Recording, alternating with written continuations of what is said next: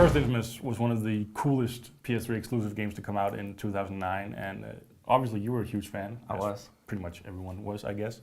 Now the second one's out. You played it to death. What do you think?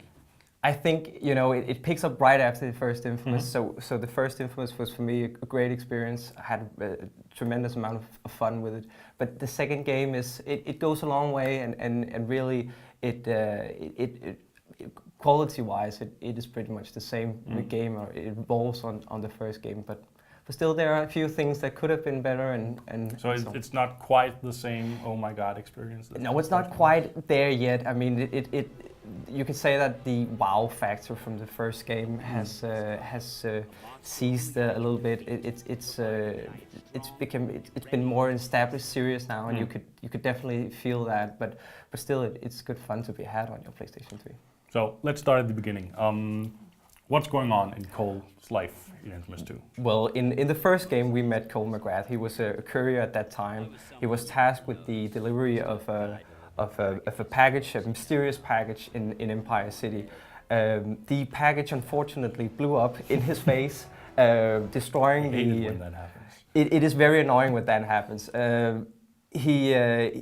You should think that Cole might be dead from this explosion, but in this world he is given a tremendous amount of power, superpowers. He becomes what you could call a conduit, so that electricity runs through his body like in his blood, so he can interact with all kinds of electricity. And in the I won't spoil it for those who haven't played the first Infamous, because really you should play it right now.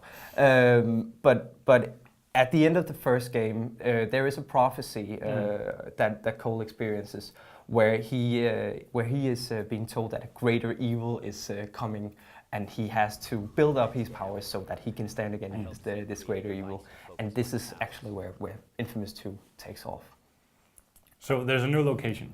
There is a new location because Cole, he can't build up his powers in Empire City. He has to go somewhere else. He has to go to the south of America, to a city called New Marais, which is like Sucker Punch's version of, I would say, New Orleans. And there is a scientist there who can help him build up his powers there. And New Marais is just like a fantastic city to play around with Cole's powers. I need those powers. The beast is coming, and I will be ready. So is New Marais a cooler place to play around than the first I game? would definitely say so. Sucker Punch has done a tremendous amount of work to make this place vibrant, and the color palette that they're using this time around is much better. It's much more, the city is so much more alive, and you can definitely tell the different cities apart.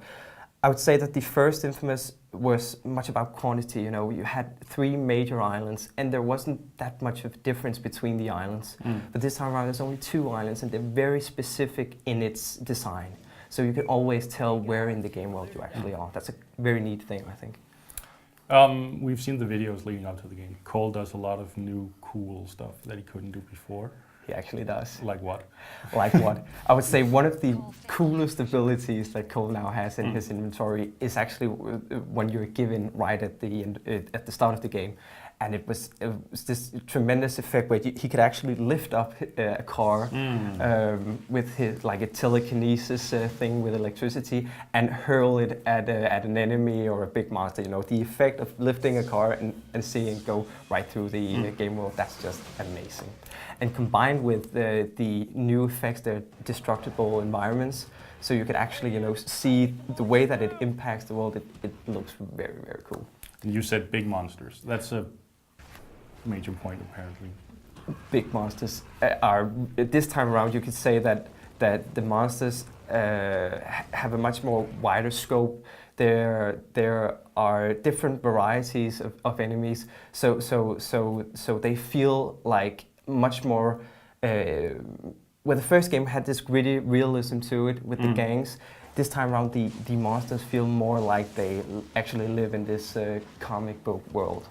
So does that element work? It doesn't like feel out of place that you're now fighting fantastic creatures instead of just guys? I think that it works most of the time. There are some occasions where the enemies feel a bit contrived. You know that the way that they spawn with other enemies feel like, is this a boss battle or is this just like a regular battle? Because the difficulty setting can sometimes go way up higher than you should think at that moment. So, but I feel that the variety of enemies fits nice in the game world. All right. The graphics of Infamous 2 are a little different from Infamous 1. They are.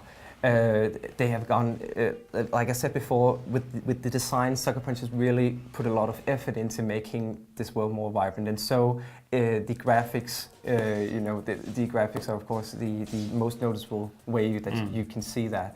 I think that although there are few technical difficulties, such as anti-aliasing, where the lines seem a bit blurry and the NPCs animation aren't that great.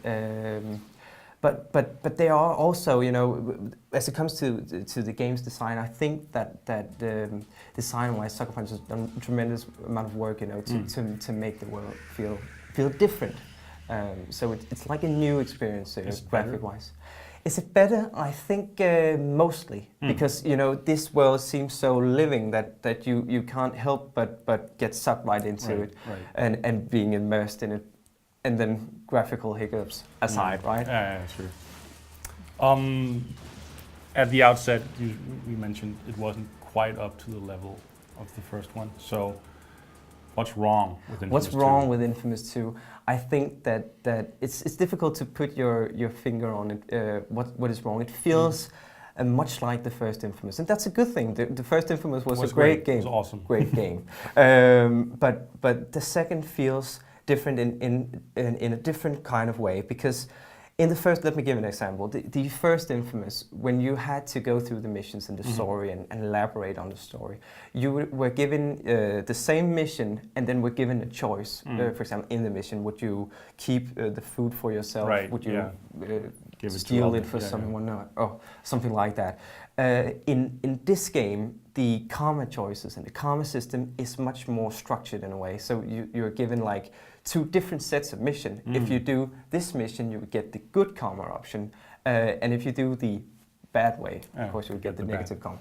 That pretty much speaks for itself. But I think that's it takes the fun out of the game, because you feel like you're missing out on the experience. You feel like that. Of course, you can combine this as you want to. If you're taking a good karma mission, you can take a bad in the next one. There's no problem with switching. But I think that you don't feel like an actual superhero when you're giving this kind of choice. You don't feel like it's you who are doing the actions and taking the consequences. You feel like you're actually told to go there and do this. Right.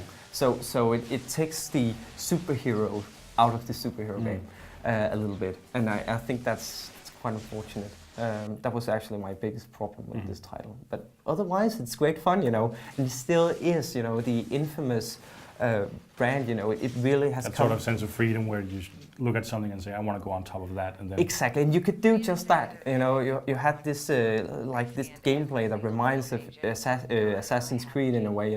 Go everywhere in the game world, and everything is rendered in 3D. There's no fancy skybox or any kind of illusion that you can't see anything. I mean, the world is there for you to explore. But still, when the story doesn't take advantage of that, it just feels like, it's not as exciting as it was in the first game. Cut the crap. You're gonna take me to Wolf, now. Wait, if I were you, I'd be more worried about my head.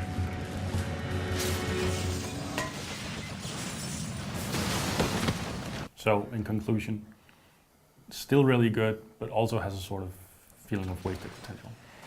I would say, I mean, if they had just thought a little bit about how the player would interact with the world, how the mission and the mission structure, if those things were optimized and made more to feel like a vibrant system instead of being a structured system, I think it would be a greater game. But again, still, the combat, the animations, the graphics, the overall package of the game is quite neat. So it is difficult for me to really give it a hard time, because it is a great game.